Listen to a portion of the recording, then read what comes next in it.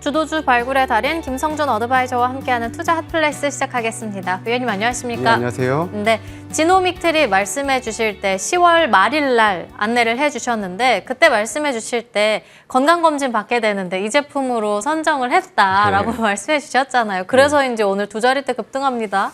네, 오늘 뭐 바이오가 시장의 또 주도 업종으로 부각이 되고 있는 부분들이고요. 사실 지노믹트리 같은 경우 최근에 지난 9월에 크게 하락을 했을 때가 이 일정이 식약처에서 심사 일정이 9월로 기대했는데 이게 11월쯤으로 좀 미뤄질 것 같다라는 그런 또 염려 때문에 하락을 했었는데요. 이제 11월에 시작입니다. 물론 이달 안에 이제 기존의 대장암 진단 키트 이외에 방광암 관련해서 이제 식약처 이제 최종 승인을 좀 기다리고 있는 부분들이고요. 사실 뭐 국내에 불과한 거고 이제 주로 미국 또 이제 중국 이런 쪽에서도 향후에 뭐 큰 또 시장에서의 또 진입 기대감이 있는 부분들이어서 일단 뭐 국내만 가지고도 뭐 충분히 흑자 기조로 만들 수 있는 그런 정도의 시장에 힘은 되겠습니다만은 이 회사의 가장 큰 또 향후의 성장에 대한 기대는 바로 이제 해외입니다. 그래서 그런 쪽에 좀 기대감을 갖고 있는 부분들이고요. 유럽도 현재 승인 진행 중에 있는 상황이기 때문에 글로벌 시장에서의 다 정반 진출을 지금 기대를 하는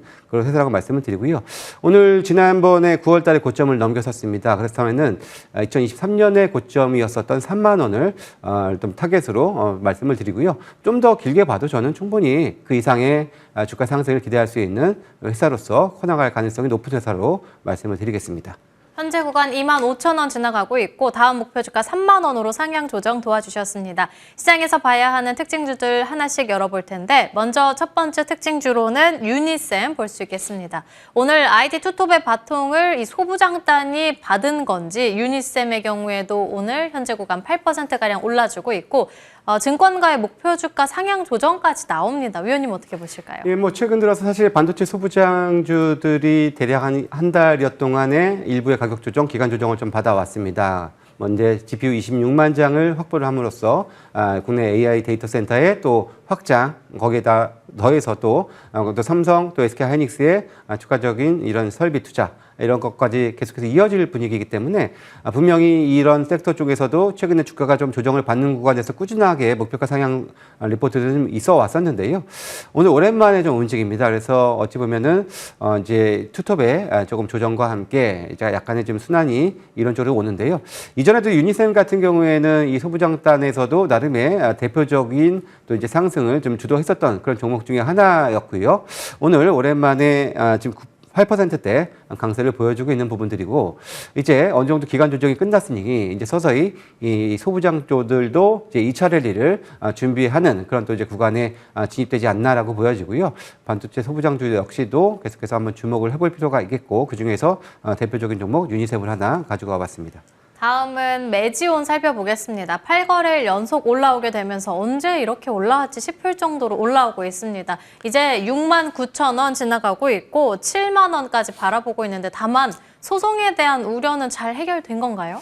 일단은 뭐 이제 기본적으로 이 회사 같은 경우에는 이제 유데나필이라는 이제 이 선천적으로 이제 심실이 하나밖에 없는 그런 이제 환자를 대상으로 이제 그 환자들이 이제 수술을 받고 수술 후에 이제 그 치료제로서의 지금 임상을 지금 하고 있고요. 이게 희귀 질환입니다. 그래서 아직까지 관련된 약이 없는 그런 시장에서의 임상 3상을 지금 하고 있는데요. 물론 이제 과거에 사실 한번 실패를 맛봤던 회사입니다. 근데 당시보다도 이 임상의 기준점이 크게 좀 낮아졌습니다. 다시 말씀을 드리면 예전의 정도의 결과물이라면은 다시 성공을 할 수 있는 부분들이고요. 한 번의 시행착오를 겪었기 때문에 이제는 어느 정도 좀 환자 모집도 좀 더 예전보다 좀 더 원활하게 현재 아직은 모집 진행 중이고 임상 진행 중이고 아직까지는 절반 이상의 환자를 지금 확보를 하지 못했습니다만 아마 연말이나 내년 초쯤에는 확보 가능하리라 기대를 좀 해보고요.